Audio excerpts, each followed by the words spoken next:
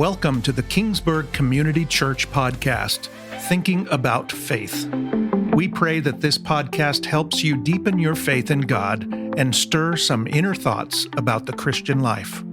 Hi, everyone. This is Pastor Ed, and welcome to the KCC podcast, Thinking About Faith. And today we're thinking about a movie that I just saw.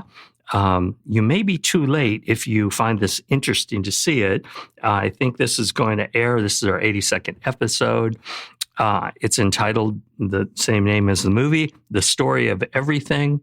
I believe that movie is only going to be in theaters Wednesday the 12th and Thursday the 13th, but I'm sure it will be coming out on a streaming service at some point when it leaves the theaters, and I'll update you when I find out about that in case you want to take a look at it.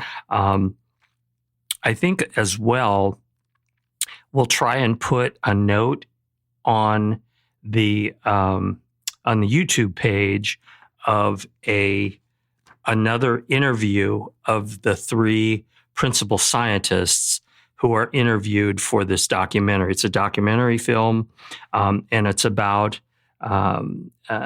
it's talking about scientific theories about the origins of the universe and the origins of life. You probably know by now that I find this stuff fascinating. I grew up in an era where there was a lot of unease and fear within the Christian community that somehow science was going to push aside the possibility of Christian faith, and people in the scientific community liked that idea. They liked the idea that that faith was not an answer to the things that science was teaching us about astronomy and chemistry and physics. And they wanted to have the highest level of authority in our culture. And of course, the Christian voice, which had been predominant in the early part of the 20th century, was afraid of losing its voice. You're all familiar with the famous Scopes monkey trial in the 1910s or 1920s, William Jennings Bryant trying to defend the teaching of creation in schools over and against the theory of evolution. You may not know that was a set piece, that Mr. Scopes was actually recruited from a larger city to come and to teach. So they knew he was going to teach evolution. And they set it up to test a law in Kentucky that said you couldn't teach evolution. So it wasn't like he was just some random guy who was trying to be faithful to his science. He was recruited to do that. And of course, he was found guilty of teaching evolution, but he was fined $1. And so that was kind of the end of the prohibition about teaching evolution. As I said, the documentary focuses on a number of scientists, but three in particular, who are associated with what is called the intelligent design hypothesis. And this hypothesis holds that science in the last 100 years, so post the Scopes monkey trial, that as science has progressed, the things that we've learned from science actually point towards the existence of an intelligent designer to the universe and to life, and that far from being an enemy of faith, that if you are honest about the latest scientific discoveries, you've got to say that science has made it more difficult to believe in random chance and time as the only thing necessary to create the universe as we know it. The three main presenters have pretty stellar credentials. First, Stephen Meyer. He holds, he's actually a geoscientist, but he holds also a PhD in philosophy of science from Oxford University. Then there's John Lennox. He actually has 3 earned PhDs, and he retired as a professor of mathematics at the University of Oxford. Lastly, James Tour, who's currently a prize-winning professor of chemistry and nanotechnology. When you read his CV, it's really fascinating because he's a chemistry professor, but he also has specialties in engineering and nanotechnology, and he is at Rice University, which of course is a top research university in, I believe, Houston, Texas. They put together a documentary that focuses on 3 big claims that science has made in the last 100 years, and that these 3 big claims or theories or findings actually make it harder to believe in a universe that creates itself. It just makes it harder to believe that everything can evolve from elementary particles clumping together to make molecules, to make atoms, to make molecules, to make cells, to make life. These 3 big claims that they examine are, first, the Big Bang Theory, which is not just a TV show. The Big Bang Theory, actually, it was first called the Big Bang by an astronomer named Fred Hoyle, who was at Oxford or Cambridge. Yeah, I think University of Cambridge astronomer. And he was making fun of the idea of what came to be known as the Big Bang because he did not believe in the Big Bang. But since then, the Big Bang is pretty much accepted by 100% of the scientific community, and that's a theory of the origin of the universe. The second claim has to do with the fine-tuning of the universe, and that is that when you look at the physical, chemical, gravitational, and electromagnetic laws of the universe, it becomes increasingly improbable that all these things emerged by random chance. And it seems, when you look at all the different variables, that the universe is uniquely designed to foster life. And that is a pretty bold claim. The last claim is that what we've learned since the 1920s and the early theories of evolution, you probably were taught in high school biology that the theory of evolution said that simple, single-celled creatures in the primordial oceans began to appear, and life, that was the first life, or maybe it was bacterial life or something like that, very simple pieces of life. And the discovery of the last, 80 years or so since the discovery of DNA is that biological life, even at its smallest, is amazingly complex. So the idea that the cell was this little sack of protoplasm, undifferentiated protoplasm, as we've learned more about cellular biology, we find out that each cell is a complex factory, and that it's highly improbable that that mineral and chemical reactions could give rise to something that's so complex and so advanced, particularly in the DNA molecules, which is a type of sugar molecule. I'm sure you know this, that contain the instructions for building a bird or a cat or a dog or a fish or a human being. Let me take time to summarize in quick terms these 3 claims and what the scientists say about them. I'll try and be as brief as I can, and we're going to try and put in the notes a link to a YouTube video that where they can speak for themselves. They did an interview promoting their film with the Hoover Institution, which is at Stanford. It's a think tank at Stanford University. Again, these people are highly regarded. And they kind of go through what I'm going to share with you, but you can hear it from them. And obviously, they know a lot more about these subjects than I do. First, Meyer, Lennox, and Tuer review the emergence in the early to mid 20th century of this Big Bang theory, which is, as I said, universally held in physics today, but was often dismissed when first proposed by scientists, notably by Einstein. And it's ironic because it's in part because of Einstein's theory of relativity. His predictions anticipated that the universe actually must be expanding. And when he saw the math that other people had done, particularly a European scientist, he fudged his data.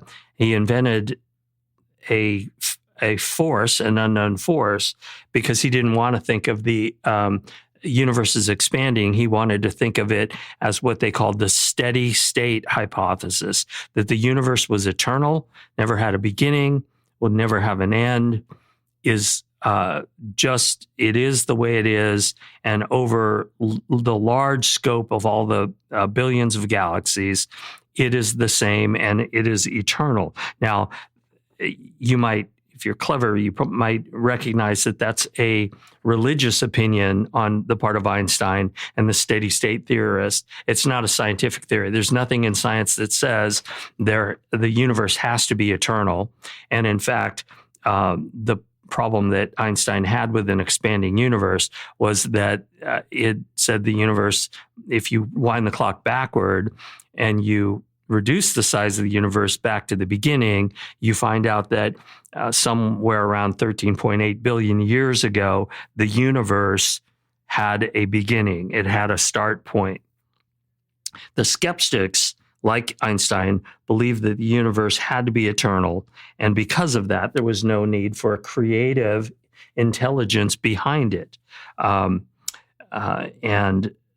It was the Big Bang Theory was first postulated because of the theory of physics, but it was later confirmed through astronomical observations by a California astronomer named Edwin Hubble. You may know the name because there is now the Hubble Space Telescope, which is making amazing discoveries. It's a space telescope, and it was named after Edwin Hubble because he was one of the great astronomers of his age.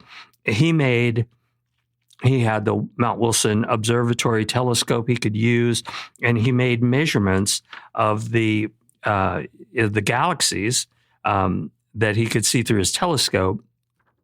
And he noticed that because of the way the light was spread, it's actually called the red shift, that the red part of the spectrum, you know how if you take sunlight and sunlight goes through a prism, it breaks the light into bands from red to blue, from indigo to violet.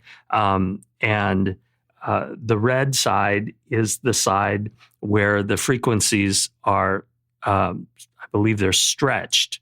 And if something is shifted to the red, that means it's receding away from us.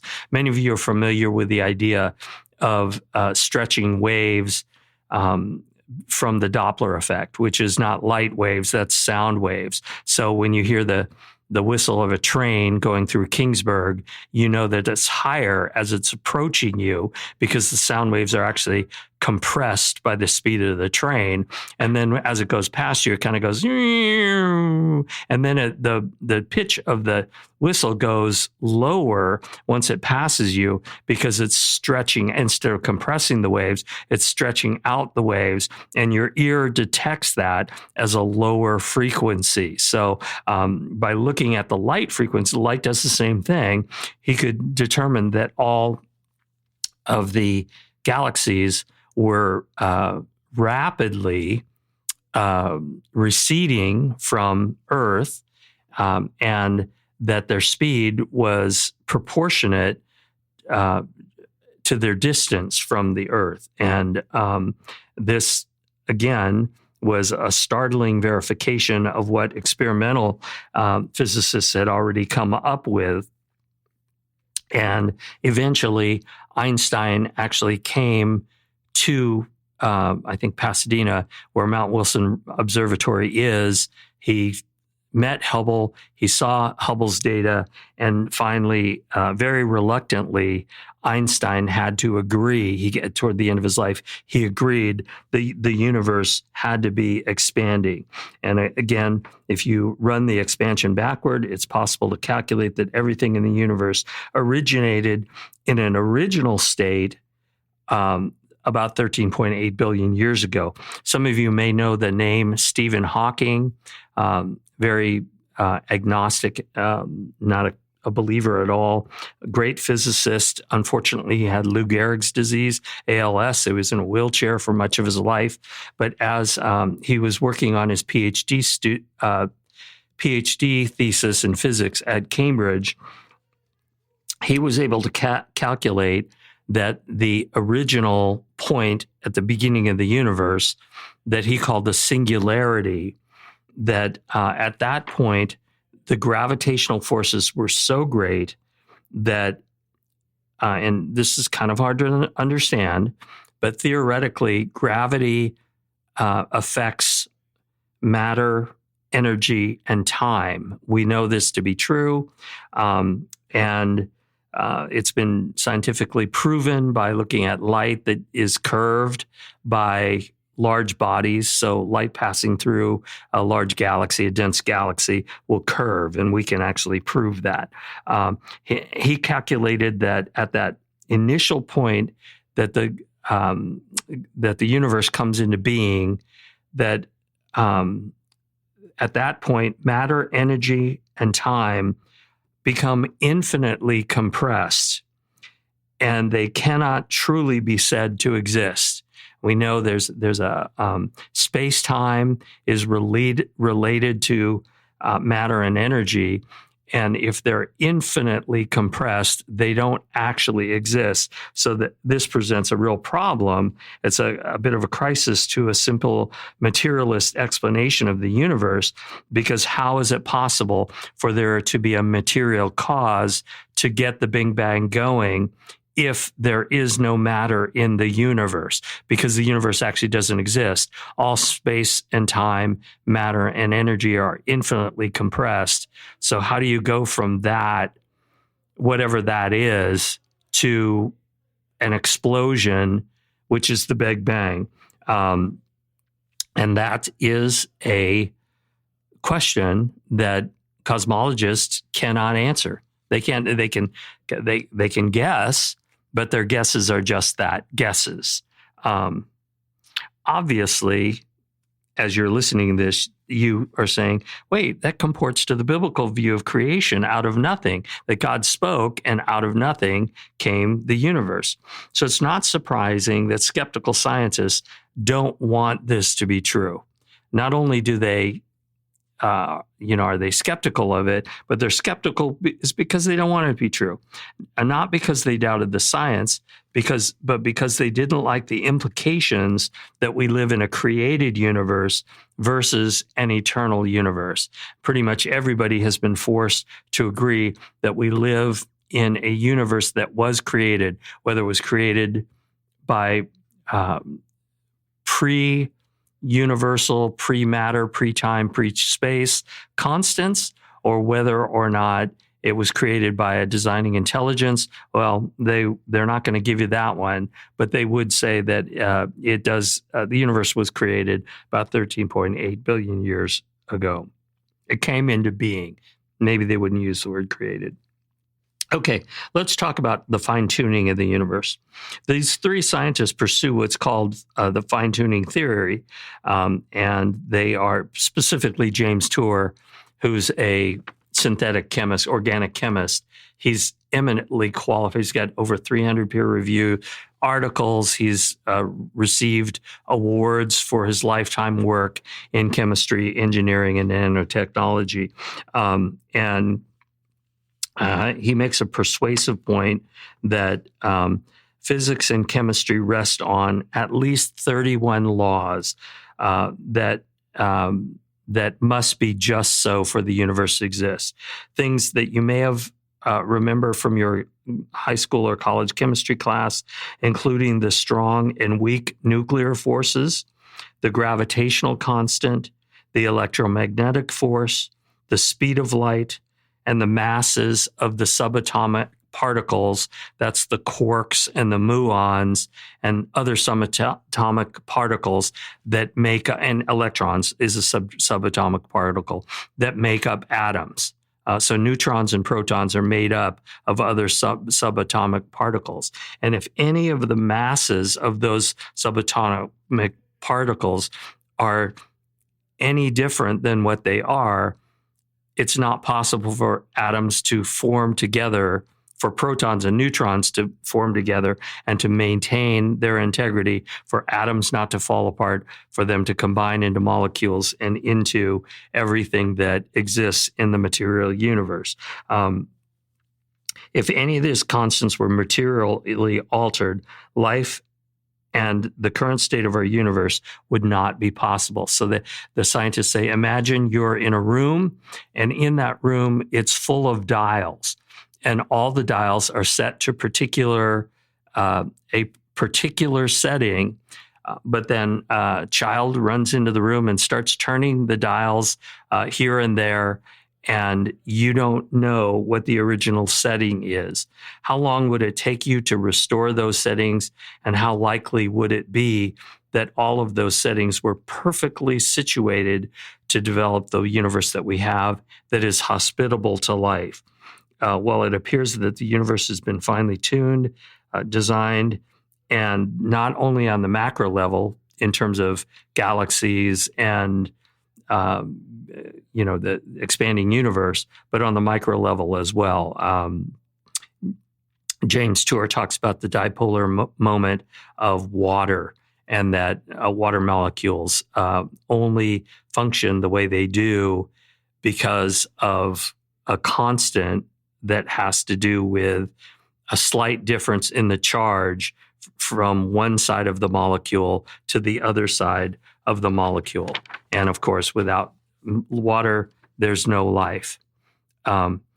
Very early on, back in the 50s or so, some scientists in the University of Chicago did an experiment where they put a bunch of what they called primordial gases together, methane, hydrogen, nitrogen, a couple of other things, into a flask, and they passed it through a apparatus that caused it to have an electric charge passed through it, and water was present, and they were saying this might approximate the conditions of the primordial prebiotic Earth, so Earth before there was any life. And they were able to coax the experiment into producing some 12 of the basic amino acids. And they said, Eureka, we've shown how life could emerge from non-living elements, on a primordial ooze. But the scientists point out that was 70 years ago, and no one has done any further experiments to produce anything more closely resembling life, and that life in itself, those amino acids would break down within hours.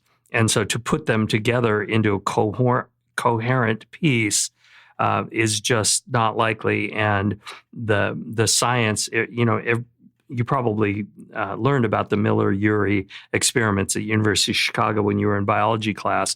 That stream of research hasn't progressed at all since those experiments have been done, because our understanding of life, it's not just amino acids that are the building blocks of protein. How do you get the amino acids to fold together to make proteins? And that is a very difficult thing indeed. Sir Fred Hoyle, again, who started out as an agnostic. He later became kind of a theist, didn't become a Christian, but he was a former skeptic and a Cambridge astronomer. He said, a common sense interpretation of the facts suggests that a super intellect has monkeyed with physics. So he looked at all the different variables in the finely tuned universe, and he said, when you look just at the facts, it suggests that a super intellect has monkeyed with physics, as well as with chemistry and biology, and that there are no blind forces worth speaking about in nature. One of the strong points of these scientists' arguments is that they can appeal to skeptical scientists who are not believers, who share their criticism of what everybody thought evolution had proven back 100 years ago.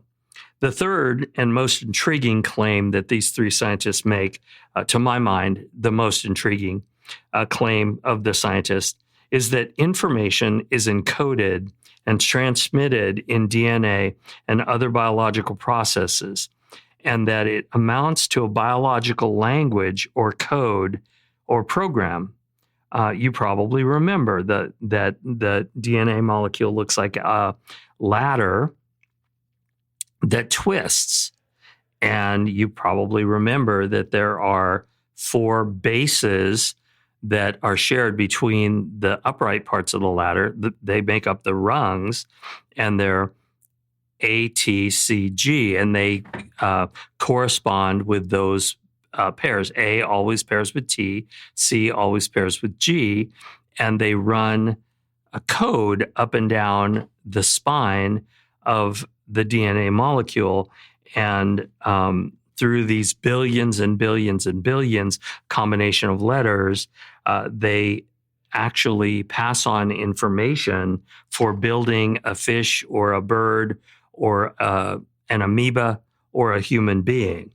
And the genes that give you from your parents the same eye color as they have, the same blood type, similar height, similar weight. Unfortunately, some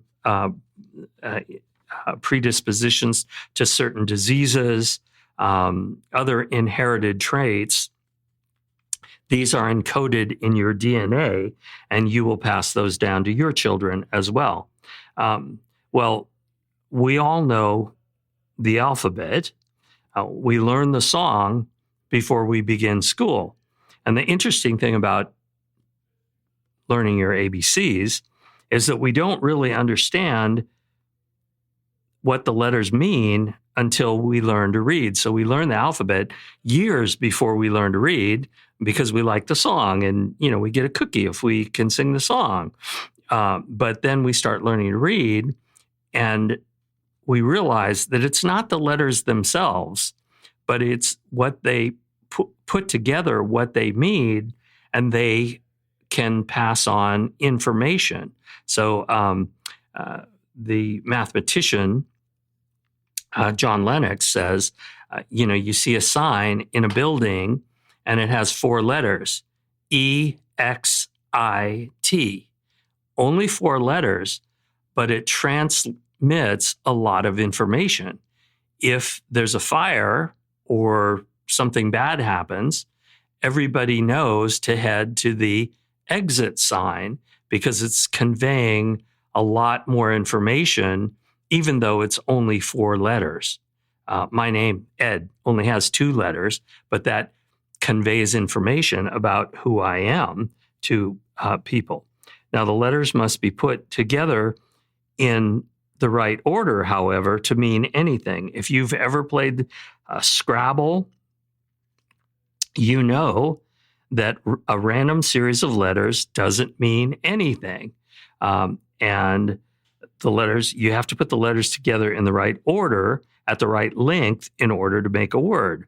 And then each word must be put together in the right order in order for the words to compose a sentence, and so on and so on. Now, DNA is much more complicated because than all this, because the information it carries is basically the recipe for putting together you. Every one of your cells has the recipe for you. And then, of course, it's not just the DNA in the cell. The DNA is like the blueprint in building a building. Say you're building a house and you have the blueprint. Well, you have the information in the blueprints, but you're going to need hammers and saws. You're going to need wood and, metal, and you're going to need electrical wiring, and you're going to need all sorts of other things to build the house. You have all the information you need in the blueprints, but to actually build the house, you need building materials and you need other machines to be able to put them together. And the same thing in the cell. The cell can, the DNA can be read by certain machines within the cell, and then those machines that read them can compose. One can compose proteins. Others can do things with metabolizing sugars. But it's a very, very complex thing. So there really isn't such a thing as a simple living organism. And that whole idea that Darwin had, that life arose from a simple single-celled organism, it just doesn't comport with what we know about the mystery of life and how ridiculously complex even a single cell is, and that each complex cell contains this information stream, or we might call it a program, because that's really what it is. It's digital information stored in a biological chain, which is DNA. In human experience, information only comes from one source, and that's from an intelligent mind. If you come across an ancient cave painting of an antelope being hunted by some human hunters, you don't say to yourself, oh, isn't that interesting, these designs that wind and erosion and water have etched into the stone over thousands of years. Immediately, your mind recognizes the work of another mind. And because of that, you can posit that there were prehistoric people who lived in these caves and hunted antelope, and they made these cave paintings. And we can think about our ancestors, human ancestors long ago. You don't expect that this is a result of random erosion on rocks. The fact that there's a decipherable and intelligible design that you recognize thousands of years later in a different culture with a different language shows that you recognize design, and that design has to have a designer. It didn't happen by accident. It happened by design. For hundreds of years before archaeologists found the Rosetta Stone that allowed us to translate hieroglyphics, people saw hieroglyphics in the temples and the pyramids in Egypt, but they just didn't understand what they meant. And if you know anything about the Rosetta Stone, it's in the British Library, and it has, it's a big stone, and it has a proclamation that is written in, I believe, 3 languages. I know one of them is Greek, one of them is Egyptian hieroglyphics, and I kind of forget what the third one is. Might be Coptic, but I'm not sure. And because they knew the Greek, they could translate what the hieroglyphics meant. And a design tells an intelligent mind like ours that there must be a designer. Now, it's important to know that even though this is a clue to the fact that there must be a designer behind life, it's important to know that the purpose of this documentary is fairly modest. It's not seeking to prove the existence of God, much less the God of Scripture. It's seeking to show that there is evidence, increasingly more evidence, of an intelligent design behind the universe. And a design means a designer It infers a designer. However, so again, we're a far cry from the God of Abraham, Isaac, and Jacob, but it does show the non-scientific biases of many scientists, including Einstein. There are a lot of scientists who are skeptical, and many of them are critics of the intelligent design movement and of these three scientists in particular, because they don't want it to be true. And that's a faith statement. I mean, it's fine if you're a secularist, you don't believe in God, and you want everything to come from blind materialistic forces. That's fine, but that's a faith statement. That's not a conclusion that comes from science. And so, if anything else, it causes science to be a little more modest about extrapolating from its claim, and it suggests that random chance and time are probably inadequate to explain why the universe is as we find it. There just isn't enough time, and there are too many random variables. The odds are too far stacked against the universe just spontaneously coming from nothing.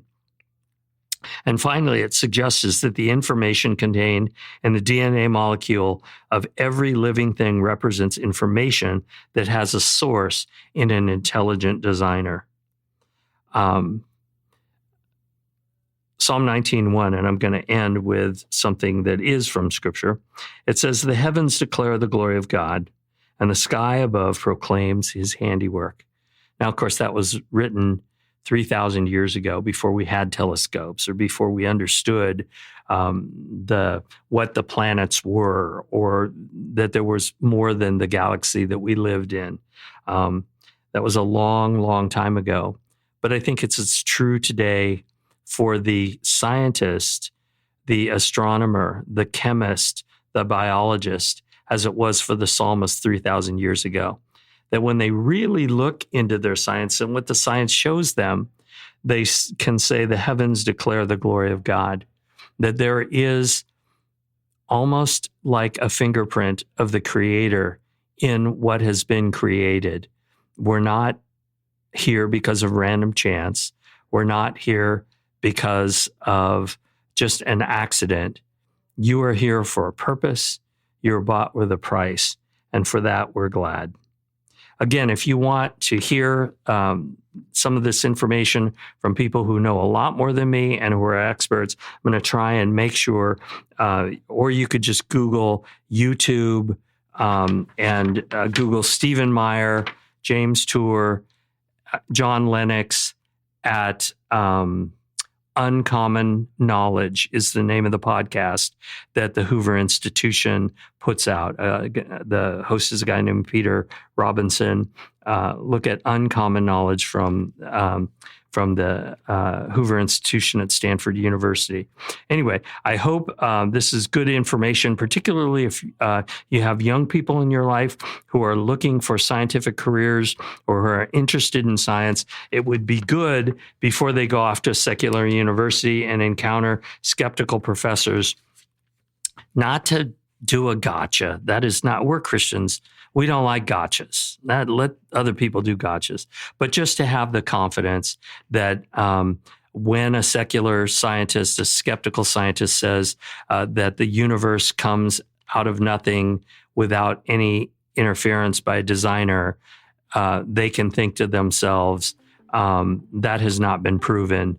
You're making a faith statement, which is the same as my faith statement that in the beginning, God created the heavens and the earth.